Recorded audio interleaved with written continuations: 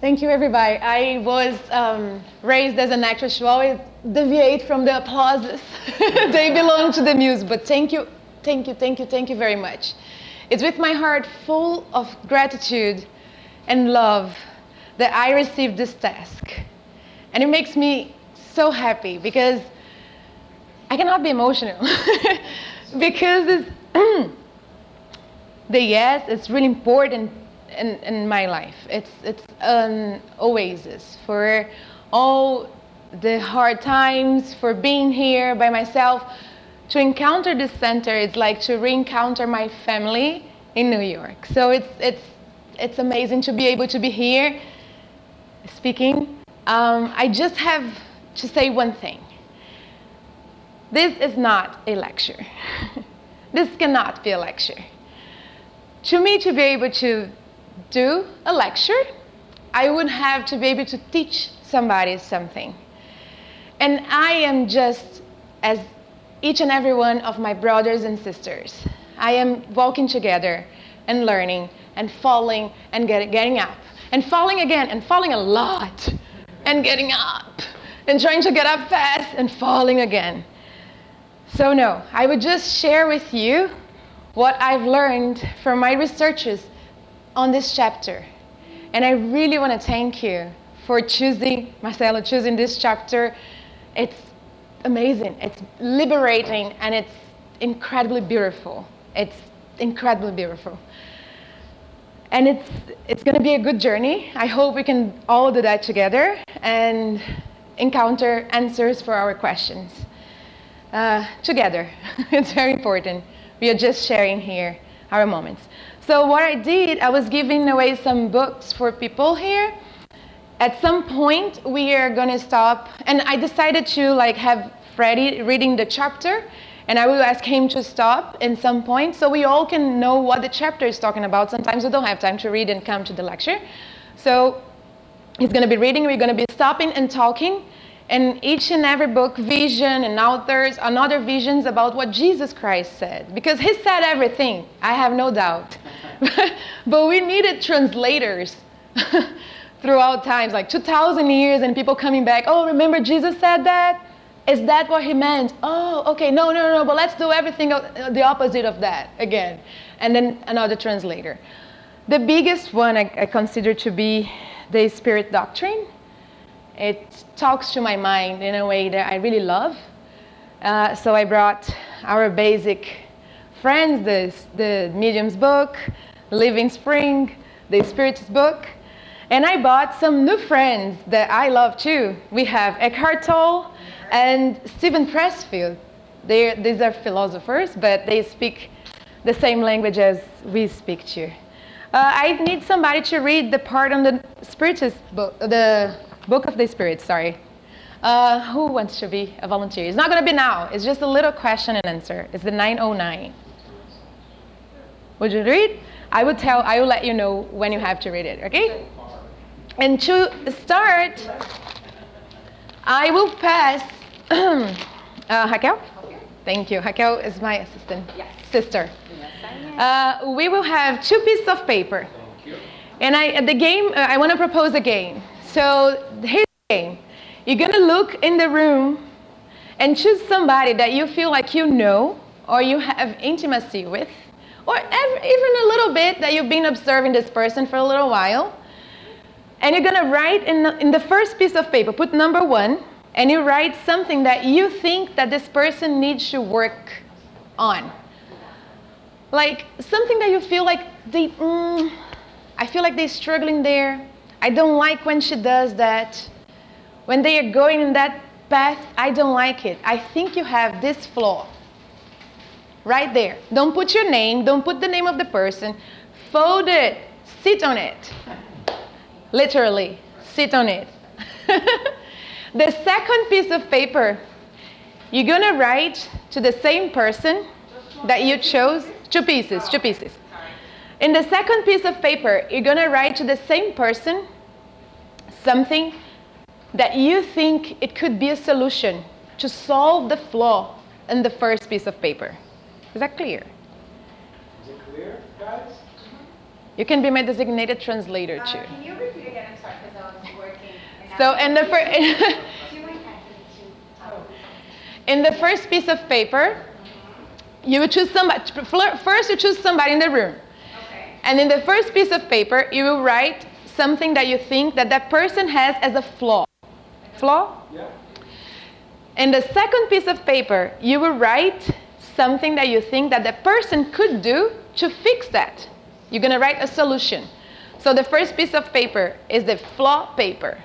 The second piece of paper is the solution healing paper. Choose somebody. Look around. I'm going to write to Sergio. Did Sergio and Elder got paper? Elder ran away, right? Of course. He will have time. Okay. Yeah. Do it right now and literally sit on it. Don't do it right now. First thing that comes to mind, write it, sit on it, and give the pens back. So you don't have the chance to correct it. After you write it, yes, you see, just sit on it. It's just one or two words max, right? Yeah. I think you were boring. So you're not to be boring anymore. Do this. Just be as honest as you can. Do we have to put the name of the person? No, don't put the name. Don't put your name. Just give back the pen. Pick more than one person. Okay, I'm gonna grab a... Return the pens, Dad. Return the pens. It's very important that you return the pens. Sorry, don't hate me.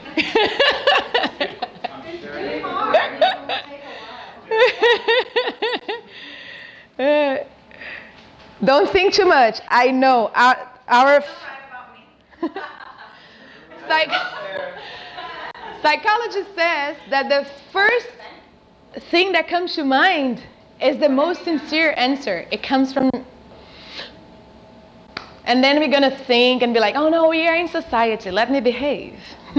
Hi, I didn't mean to say you were boring. You just have to move a little bit. No, go for the boring, go for the straight, bow, arrow, assertive.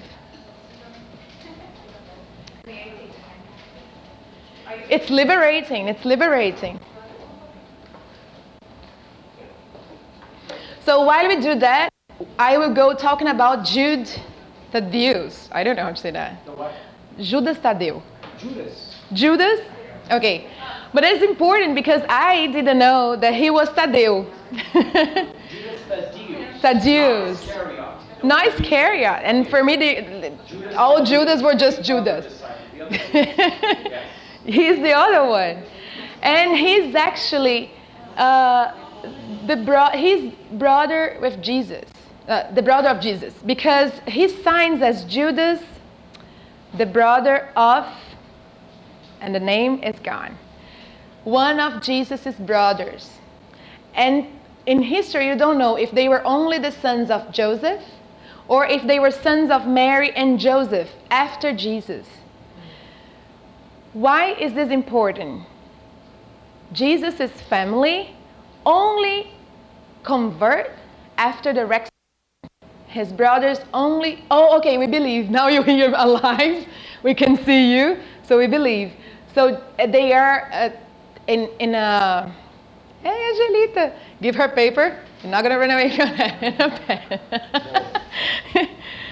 So it's like the workers of the last hour, right? He's coming. When he converted, he went with Jesus. So his passage in the Bible, his letter, epistle, talks about, in a very symbolic, weird language, talks about this passage in the Good News. It's incredibly interesting. I'm going to read just a little bit of it, but after we start with the chapter. Everybody ready to go? People still writing? Oh no, I'm going to do the 4 elements. So Done, right? Angelita just got here, so let's It's one word. put a name. Did she tell you? Okay. And sit on it. So I'm going to tell about 4 elements of the gospel. Can I use that? Okay. So I'm sorry. It's important to know about these 4 elements before we travel through the gospel, because we need to understand that the message and the concepts in the message, they were just saying, hey, hi, do this and that, do this, and that. And that's what's happening in you. It's about self-transformation, inner reformation. So the 4 elements of the gospel are the adversary,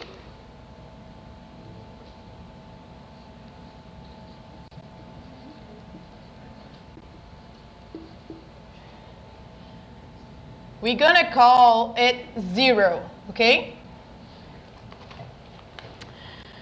We have the crowd.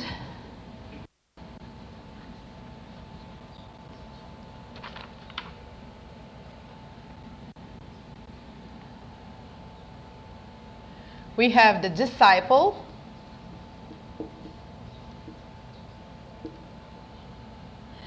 And we have the apostle.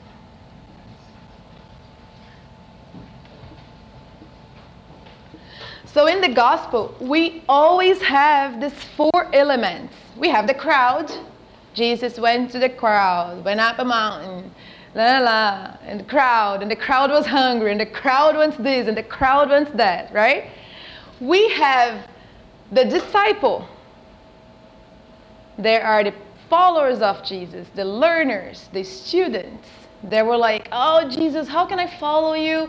Well, give everything away. Let it go for people that are hungry, and give all your fortune and come with me. Okay, Jesus, tomorrow, huh? I meet you here, right?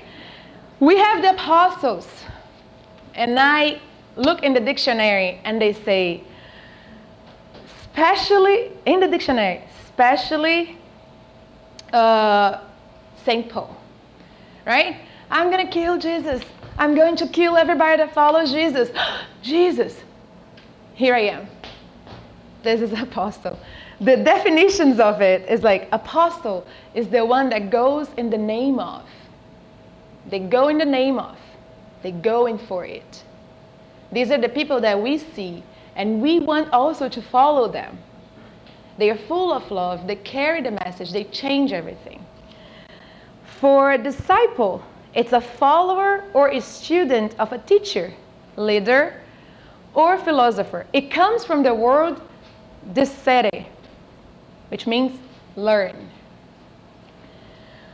For crowd, it says it's a large number of people gathered together in a disorganized or unruly way. A group of people who are linked by a common interest or activity. And in the Spiritism, the crowd is that part of us that just wants miracle and quench hunger. So we all have the same, right? Yeah, phenomenon. And for the adversary,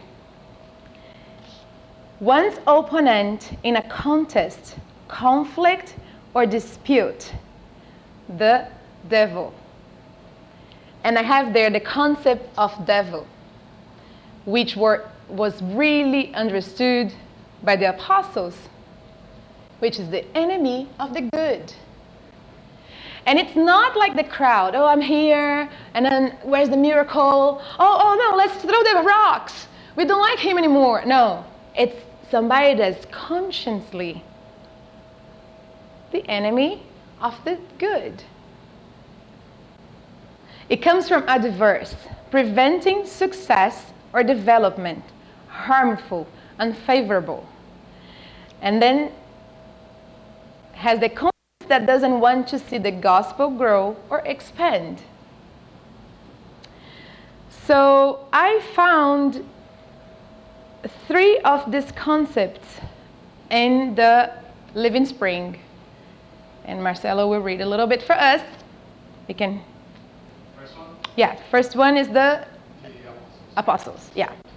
For it seems to me that God has put all us apostles last, like men condemned to death, for we have been made spectacles to the world, to angels and to men.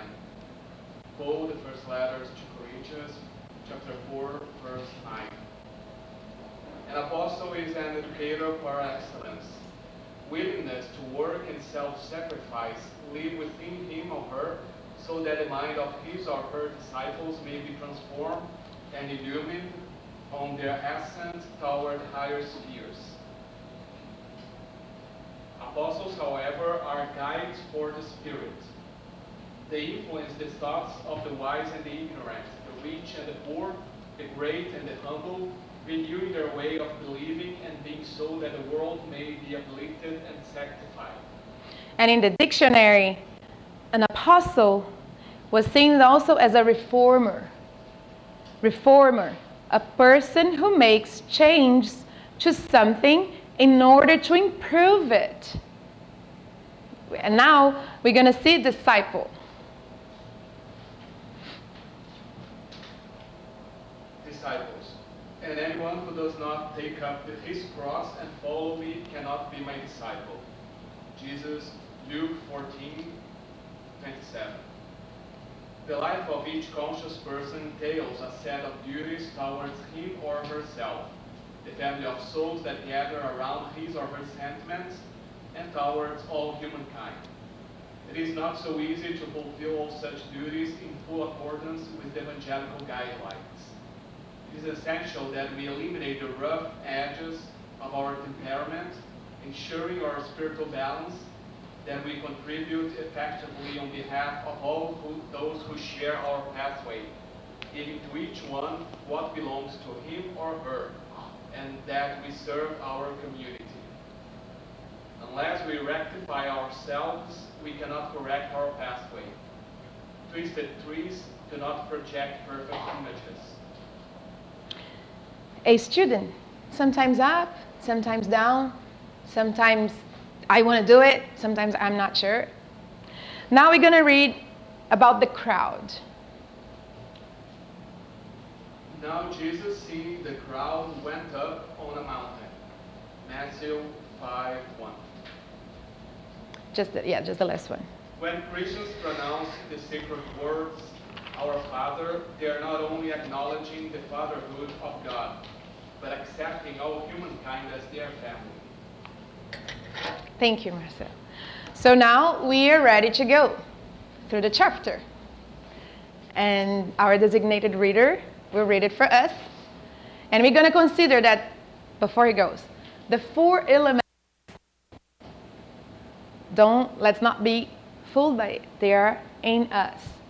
We go from adversary to crowd to apostle, and we are almost getting there in the disciple. Yes? Why isn't there a number 3? Sorry, it's me. 0, 1, 2, 3. Don't consider the numbers. They are not a symbology here. They are just to mark. It's because the adversary, I wanted to put a 0 because it can be in us, but as we have more Christ conscience awakening us, and I think we having that more and more, we are letting go that. So we can find also outside us. So it's something that is inside and outside, challenging us all the time. So that's why I gave the number 0. The only number that has a meaning there is that one. Freddie. Chapter 7, the fight against evil. Of all the events related to the apostolic mission, the encounters of the Master with the obsessed ones impressed the disciples the most. The word devil was understood in its very essence. According to the exact sense of the expression, it was the enemy of the good. The term symbolized... Sorry, my phone. It's fine. I just needed that for it. The pointer? No, my phone for the read. But keep on going. Sorry. Don't pay attention to me, guys. Now it's Friday. The word devil was understood in its very essence. According to the exact sense of the expression, it was the enemy of the good. Thank you. Thank you. The term symbolized all bad sentiments that created obstacles for souls to access and accept the good news, and in all individuals whose perverse lives were contrary to the aims of the pure existence that should characterize the activities of the followers of the gospel.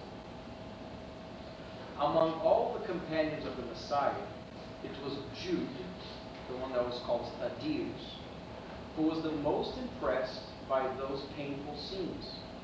He was especially interested in the desperate screams of the evil spirits who parted from their victims due to the loving determination of the Divine Master. When the poor, obsessed person would let out a sigh of relief, Jude would turn his eyes to Jesus, astonished by his achievements. One day, when the Lord had left with James and John for Caesarea Philippi, a poor demented woman was brought to Jude so that he would stop the disturbing spirits who were subjugating her from taking action. However, despite all the efforts of his goodwill, Jude was not able to change the situation. It was only the next day, at nightfall, that the unhappy, demented woman returned to her senses while in the comforting presence of the Messiah. Reflecting on this, Jude fell into a deep and serious state of brooding.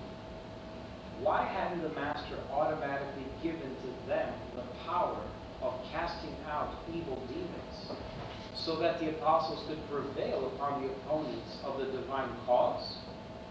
If it were so easy for Jesus to heal the obsessed ones, why hadn't he gathered all of the enemies of the light at once in order to pause?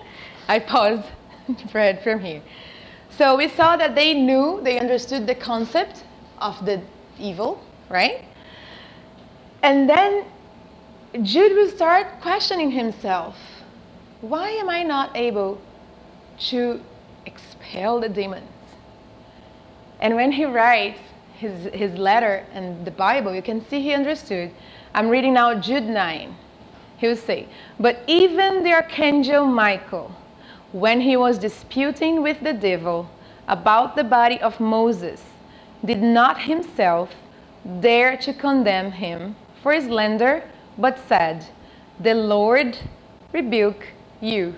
Rebuke you. What he wanted to say with the symbol is that Archangel Michael is a spirit of higher sphere. He himself didn't want to cast somebody, to curse somebody, and to have power over it. Why? Because Archangel Michael is conscious about his home, and he knows what he carries inside him. So before we go out and take the demons aside, we actually have to be conscious about us. And then Jesus is going to come wonderfully and talk better than me, of course. Yeah, you go. So why hadn't he gathered all of the enemies of the light at once in order to have them, through his authority, definitively converted to the kingdom of God? With his mind tortured by serious contemplations and dreaming about wonderful possibilities as to how to seize all the fighting between the teachings of the gospel and its enemies, the troubled disciple tried to be particularly close to the Lord in order to share with him his humble inner thoughts. On a quiet night, after listening to his deliberations, Jesus asked him in an austere tone, "Jude, what is the main purpose of the activities of your life?" As if he had received a spark of superior inspiration, the disciple sincerely replied, "Master, I am trying to establish the kingdom of God in my heart." If you are really looking for that, why do you demand it from the opponent in the first place? Can I do a pause there? Maria is going to read a passage of the Medium's book for us. Is the item 301, the third paragraph. Item 3 from Contradictions and Deceptions. Why is it that when serious spirits are certain individuals, they seem to accept ideas and even prejudices that they warn against when they are with others? And the answer: we must make ourselves understood. If someone has a well-established conviction about some doctrine, even if erroneous, we must lead them away from it, but little by little. That is why when often employ their own terms and seem to go along with their ideas, so that they do not suddenly take offense and stop learning from us. Moreover, it is not proper to sharply attack preconceptions, which would be a good way for us not to be listened to. This is why spirits so often speak in terms of the opinions of those who listen to them, in order to gradually try to lead them to the truth. They adapt their language to these people as you would do if you were a skillful speaker. That is also why they will not speak to a Chinese person or a Muslim in the same way they would to a French person or a Christian. They would obviously be rejected. One should not see as a contradiction what it is usually not a one should not see as a contradiction what it is usually only a developmental phase of truth. All spirits have their mission assigned by God, and they accomplish it according to the conditions they consider proper for benefiting those who receive their communications. How can I give a lecture about dealing with my own shadow, about dealing with the enemy or the devil, if I myself have no conscience about the devil in me and not even trying to, right? Let's keep on going. I know I'm getting confused. So Jesus asks, if you are really looking for that, why do you demand it from the opponent in the first place? Would it be fair to forget your own needs in this regard? If we seek to reach the infinite wisdom and love of our Father, it is indispensable that we recognize that we are all brothers and sisters on the same path. Lord, are the evil spirits our brothers as well? Asked the astonished apostle. All of creation belongs to God. One day, those who wear the robe of evil will look for redemption from the good. Could you doubt this by any chance? The disciple of the gospel does not actually fight one's brother, as God never starts a fight with his children. He just fights every expression of ignorance, like the Father who works tirelessly for the victory of his love over the whole of humanity. Yes. So the apostle who won't fight, as an apostle, I won't want to fight my brothers and sisters. I will actually want to share the knowledge with them, to set an example, to bear witness of what happens. And we go back to what Paul said in the Living Spring. As disciples of Jesus, we have to be the examples. And that's what us, that we are here learning together, have to keep in mind. We got to start knowing ourselves, remembering that everything that's outside of me, it's a reflection of myself. Dun, dun, dun, dun. Let's keep on going. With some conviction, the disciples said, "But wouldn't it be better to convene all evil people in order to convert them to the truth of heavens?"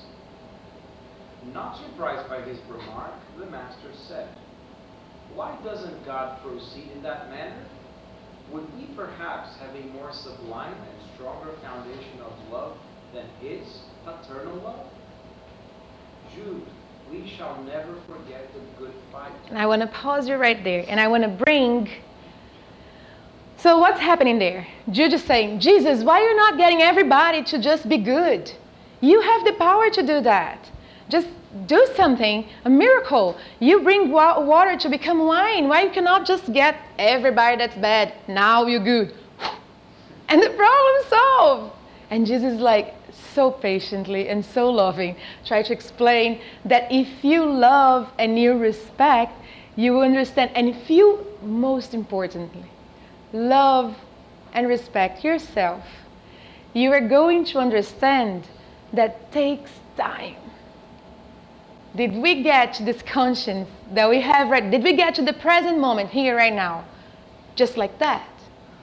If we look back in our own lives, if we look to yesterday or 5 minutes ago, won't we find something that we did that we don't actually like? So, I brought our friend Eckhart Tolle on the book New Earth. He has a little saying in a word that's very important for students. Acceptance. That's the principle of everything that's beautiful and amazing. Acceptance. Okay, we'll read for us. Whatever you cannot enjoy doing. Bless you. Bless you. Whatever you cannot enjoy doing, you can at least accept that this is what you have to do. Acceptance means, for now, this is what this situation, this moment, requires me to do, and so I do it willingly. We already spoke at length about the importance of inner acceptance of what happens, and acceptance of what you have to do is just another aspect of it. For example, you probably won't be able to enjoy changing the flat tire on your car at night in the middle of nowhere and in pouring rain, let alone be enthusiastic about it. But you can bring acceptance to it. Performing an action in the state of acceptance means you are at peace while you do it. That peace is a subtle energy vibration which then flows into what you do. On the surface, acceptance looks like a passive state, but in reality it's an active and creative because it brings something entirely new into this world. That peace, that subtle energy vibration, is consciousness. And one of the ways in which it enters this world is through surrendered action, one aspect of which is acceptance. If you can neither enjoy or bring acceptance to what you do, stop. Otherwise, you are not taking responsibility for the only thing you can really take responsibility for, which also happens to be one thing that really matters, your state of consciousness. And if you're not taking responsibility for your state of consciousness, you are not taking responsibility for life. With that, we're going to continue. Yes? Jude, we shall never forget the good fight. If someone calls you to the thankless task of working with bad seeds, do not ignore the just fight for the victory of the good. Facing any difficult position as a sacred opportunity to reveal your loyalty to God. Always embrace your brother.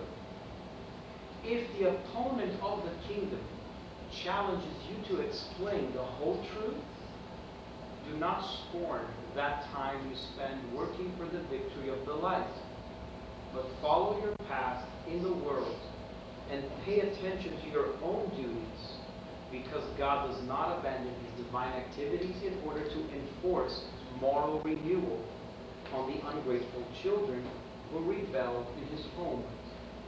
If the world seems to be inhabited by shadows, we must recognize that God's laws are always the same in all latitudes of life.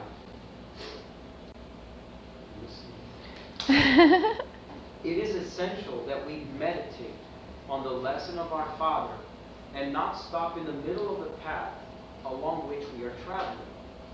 Do the enemies of the kingdom engage in bloody battles? Do not forget your own work. Is there suffering in hell due to excessive ambitions? Keep walking toward God. Is persecution being launched against the truth? You have within you the divine truth. that the world will never be able to steal from you. The greatest fortunes of life do not belong to the forces of earth, but to the forces of heaven. The individual who would dominate the whole world with their power would have to break their bloody sword before the inflexible rights of death.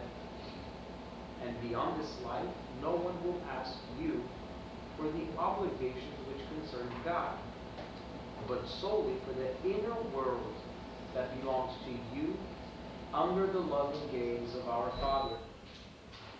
What would we say about a fair and wise king who would ask only one of his subjects about justice and wisdom for the entire kingdom? However, it is natural that the subject be asked about the work, and that he had been entrusted with in general, as it would be also fair to ask him what he has done concerning his parents, his partner, his children, and his siblings. Have you forgotten about all these easy and simple matters? Always accept the fight whenever you feel worthy of it. And in any circumstances, do not forget that building is always better. We're going to pause there and say that always accept the fight. What is that fight about? And I brought some another translations. We are going to work with the concept of shadow that Jung, which was a disciple of Freud, brought for us. So Freud has the id, the ego, and the superego, which means the id is our instincts. The ego is what is like, I feel like I'm being a victim right now. I don't like it too much, and it's analyzing things. The superego is that you should not have done that. How dare you? You horrible. Is that father like, guilt. Jung pressed them all together and created ego. So all this instinct, analyzing, and guilt will be just in ego from now on. And he brings the concept of shadow. We all have shadow. And by shadow, he didn't want to mean evil, or you're mean, or the devil, or Satanas, or whatever we find, which are symbols for that. Every time that we have no conscience about something, we're going to find it in the Bible as mean, evil.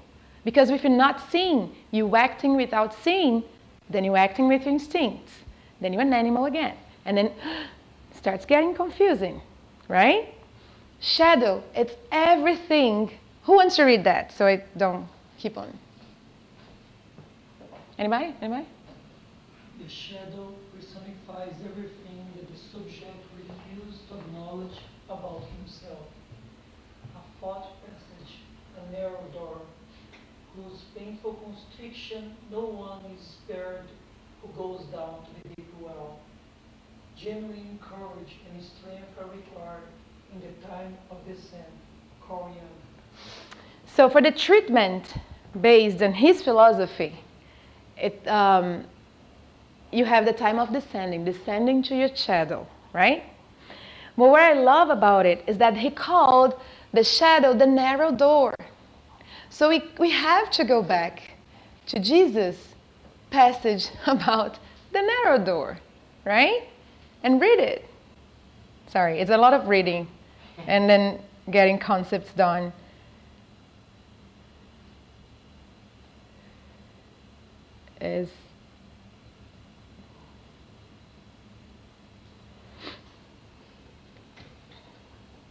Internet's not working.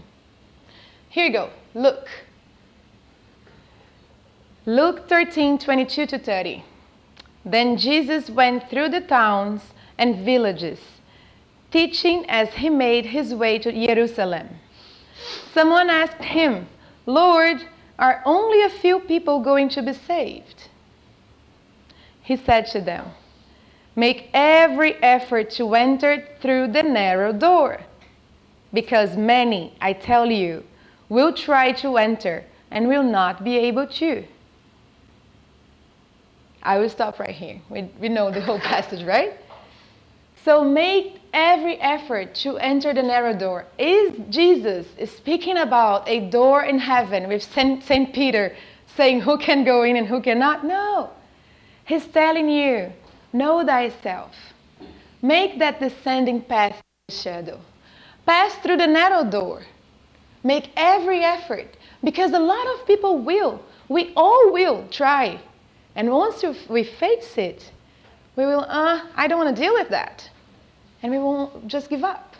As he said, genuine courage and strength are required in the time of descent.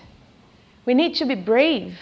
And for courage, Socrates has a concept that's beautiful, which says, who wants to read it? I can read. Courage is the ability to conquer not others but yourself, the courage to be wise and just, the courage to cultivate our soul. Whoever does not do this is not free, and life without freedom, an empty and accommodating life, is meaningless and ultimately loveless. Rob Riemann's translation of Socrates' concept of courage. Rob Riemann is a philosopher of our time. I had the wonderful honor to meet him in person, and he gave me his book, his latest book. And this is a concept that we can find there. And he found this concept because he was seeing that a man that loved a woman, this man gets arrested in Italy by the time of the fascism in Italy. He was fighting against the government and he got arrested and he was going to get killed, and his wife was in tears. They were together, they loved each other, and he looked at her and said, be brave. He wrote to her, actually, be brave. And Rob read this letter and he was like, why he's saying, instead of like, I love you, I will always be with you, he says, be brave. And he goes to Socrates that says that. Because he cannot say, I love you, if he's not being brave. To conquer himself. To that conclusion that the person got in the jail and Socrates got a long time ago. You have to conquer yourself. And for that, you have to be wise and just. You have to have courage. To have love, to live a life, you have to conquer yourself. You're going to go and say, accepting the fight. It's to embrace and transform ourselves. What Jesus just said.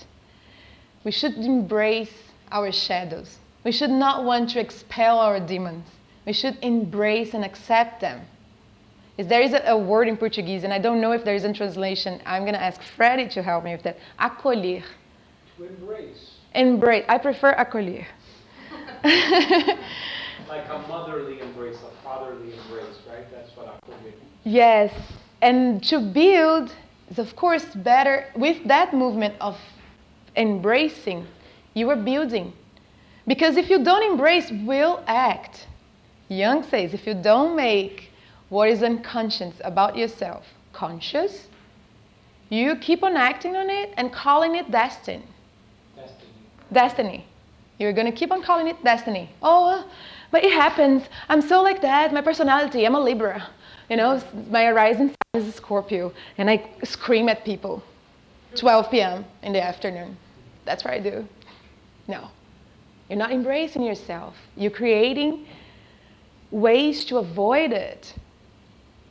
And to embrace is also to transform, step by step, because the students of the good news, we tend to be crowd wanting a miracle and to change like that.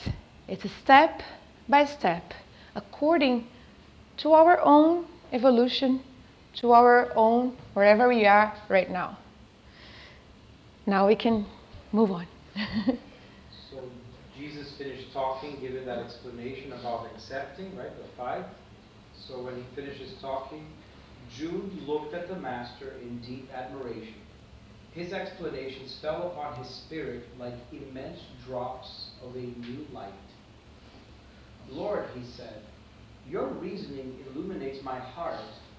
But was I wrong when I expressed my feelings of mercy for the malevolent spirits?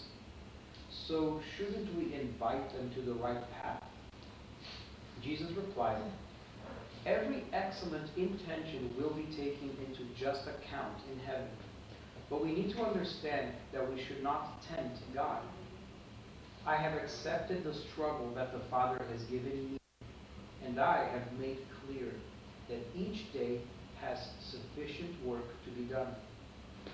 I have never gathered my companions to provoke a reaction from those who delight in darkness. In all the circumstances and opportunities in which I gathered them, I appealed to the sacred inspiration of the Almighty in support of our effort.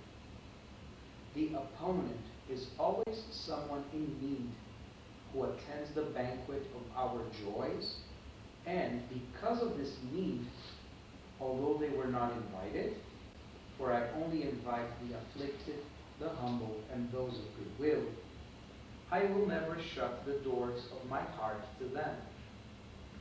I see their presence as an opportunity to work for that which God judges us worthy. When you get to the state of enjoyment, right? Of course, whenever you turn on a light in a room, the moth will be attracted to it. And we have to embrace it. In what way? Will I let we had this happening today by my house. This gentleman comes in, it's a homeless man, and his store, and he's under substances. I live in a place that happens a lot. And he's like, oh, you see, they started beating me up. And I was like, oh yeah, bless you. Oh yeah, I see, brother. Oh my God, take care of yourself. And then he goes and he turns, you don't beat me up. And he started attacking me. In the process, it starts like escalating. And I'm like, no, brother, no, but they did that to you. And not giving. And me and Raquel at the door in my house, at some point I said, Raquel, let's go in. And I was like, God bless you. So it's not like I will embrace who wants to beat me up in that moment. But what can I do to embrace, right? When I get to the state of enjoyment and the opponent will want to be with me, why can he not? So how can I get to embrace it? Raquel will read a little passage about enjoyment from New Earth.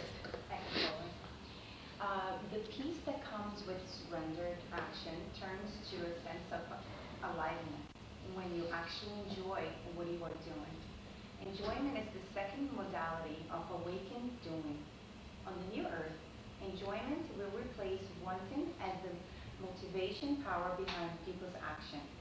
Wanting arises from the ego's delusion that you are a separate fragment that is disconnected from the power that lies behind all creation. Through enjoyment, you link into that universal creative power itself. So we have that concept of ego. Oh, I will be happy when I get that promotion. Oh, I will be happy when I get the Oscars. That's my ego talking and wanting to be happy. No, enjoyment, present moment. No wanting, enjoyment. And like that, we can contaminate with our lights, right? So let's keep on going. We have more and not that much time. The humble apostle smiled, satisfied in his hunger for knowledge.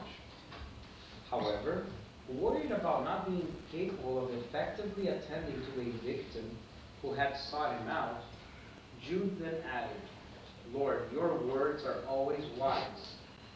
But what will I need in order to push away against the entities of the shadows when their empire becomes established within the souls? Well, let us go back to the beginning of our explanations, replied Jesus. This is the reason why you need to build a kingdom in the core of your spirit, having this as the goal of your life. Only the light of divine love is strong enough to convert a soul to the truth. Have you ever seen any adversary on earth be persuaded by the force of words alone in this world? Philosophical dissertations do not represent complete understanding. They can be an easy resource of indifference or a bright robe covering up painful needs. Yes, and we have it here, right?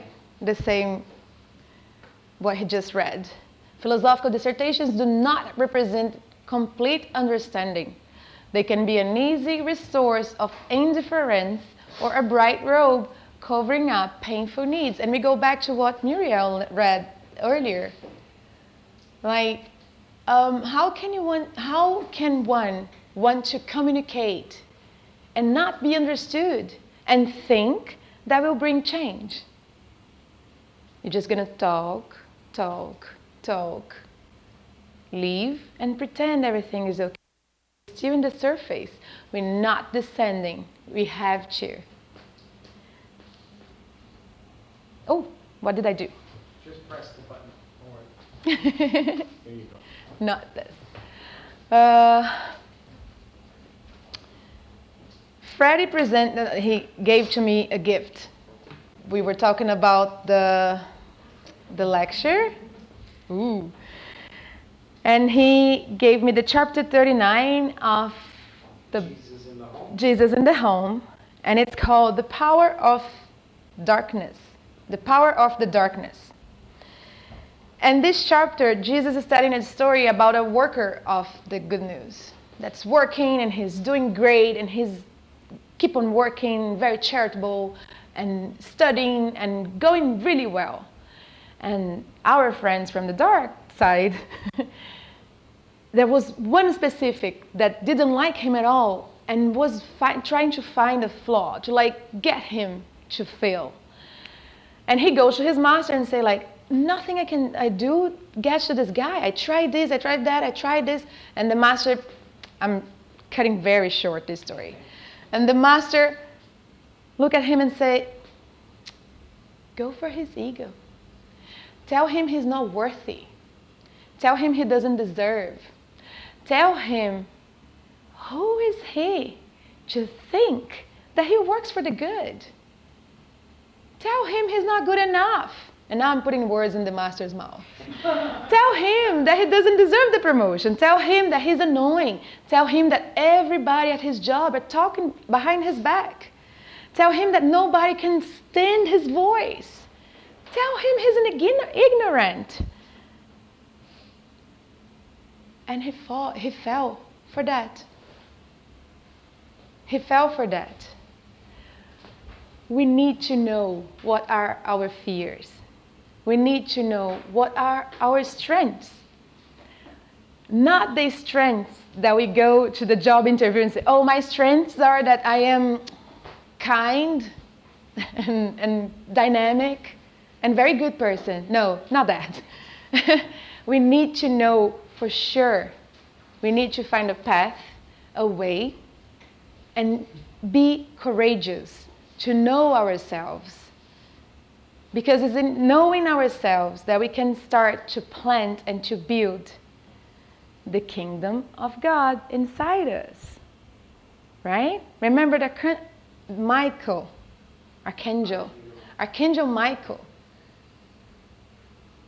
didn't want to curse nobody. Didn't feel like he was safe in his own self to know that he has that inside him. That was reflecting outside him as evil. That was what it is reflecting outside him as ugly. That what is reflecting outside him as injustice. That is what reflecting outside him as aggressive behavior. He knows.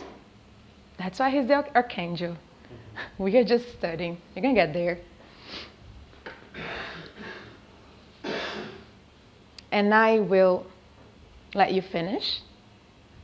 And I will try to find where I stopped. Here.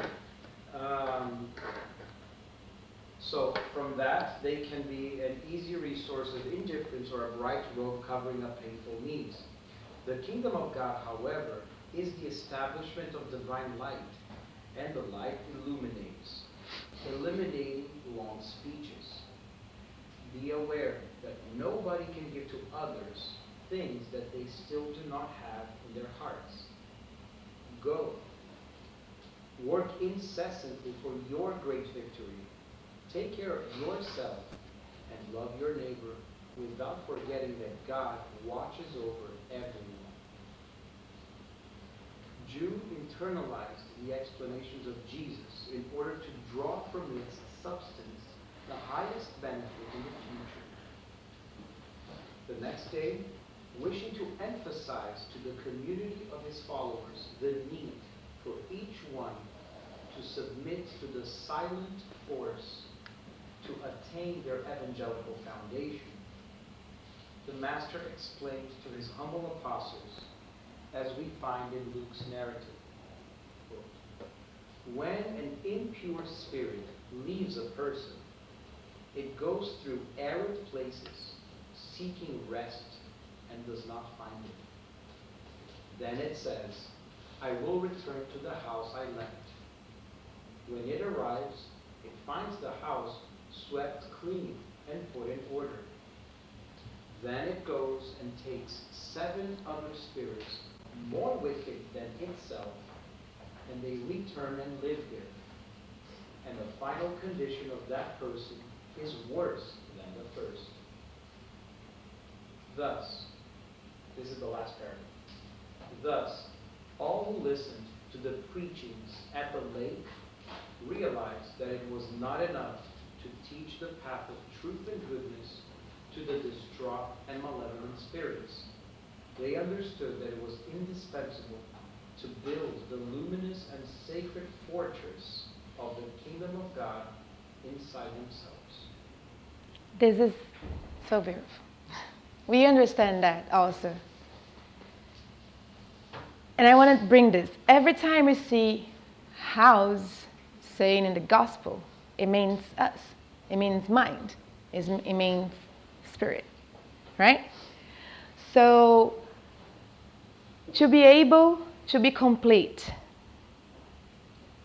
to be able to do what Jude wanted to do, to be able to be in the earth, to be able to be in the path, I have to be willing to embrace, maternally embrace, also everything I don't like about myself.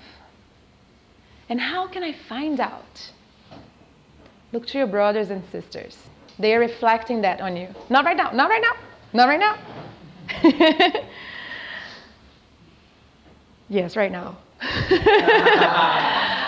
What you put in the paper, in the first paper, as a flaw, that's something that you have in you.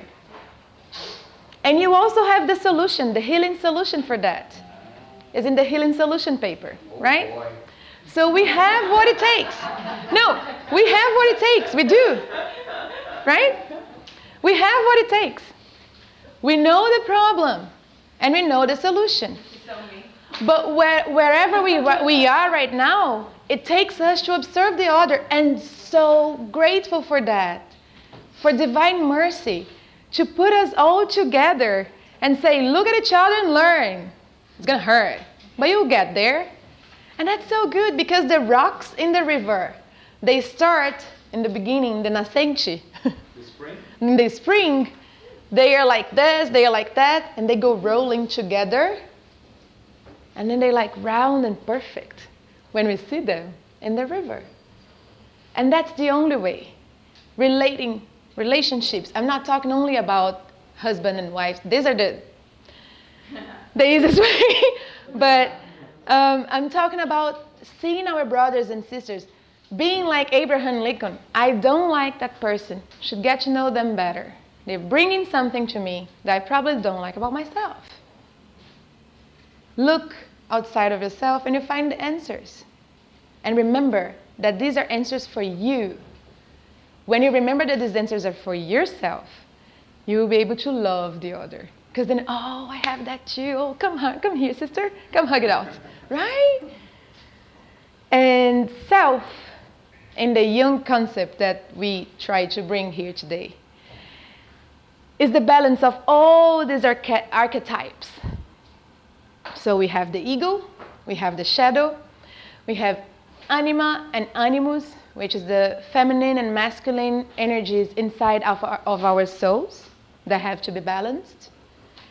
And we have mana, which is starting to understand, is the stage passing from disciple to apostle, or apostle to disciple? Disciple to apostle. That's mana. In between is mana. It's when you're more tending to be a disciple. Apostle. Ooh. And the image of self, the symbol of self, there is one here that I'm going to show to you, but it's also said to be in a dream. It can be a rock, it can be an elephant, but the most perfect image, and Jung said that himself, I'm not putting words in his mouth, is Christ. So for every single person here, Stephen Pressfield, Eckhart Tolle, Allan Kardec, Spirit of the Truth, everybody, they know already. That's what came here to do. That's why Christ came, suffered, walked, and the walking has to do with the word path that we always say. We are in a path, right? Towards our self, Christ. And then this guy here said that before. Know thyself. I think I gotta get to go to the passages now, right?